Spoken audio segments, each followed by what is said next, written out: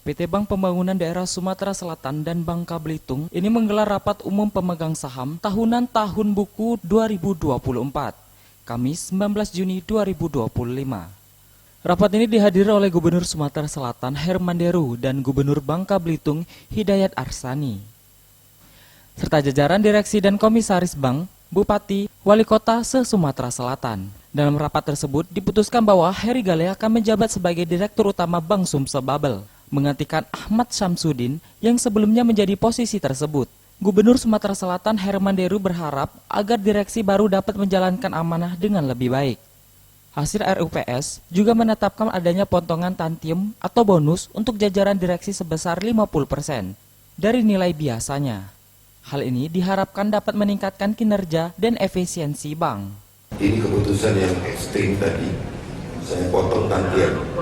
Jadi di studi RUPS, jadi tantium saya potong hampir separuh. Sebab saya lihat RUPS menilai target tidak tercapai tahun kemarin. Jadi tantium diturunkan. Tapi Japro ini untuk karyawan seluruh Bank Sumsel, jasa produksi, bonus karyawan tidak dipotong. Keputusan RUPS LP hanya para pemimpinnya saja ini agar memacu kinerja. Gubernur Bangka Belitung Hidayat Arsani meminta agar Bank Sumsel Babel segera menyesuaikan suku bunga untuk bersaing dengan bank swasta. Tujuannya adalah memberikan keringanan bagi ASN dan masyarakat. Memerintahkan pemegang saham tertinggi segera menurunkan suku bunga yang standar yang bisa bersaing dengan swasta atau bank lain.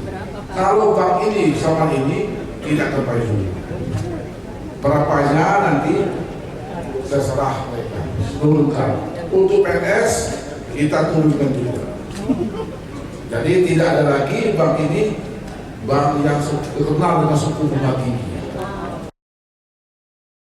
Wiji Imelda, Sriwijaya TV.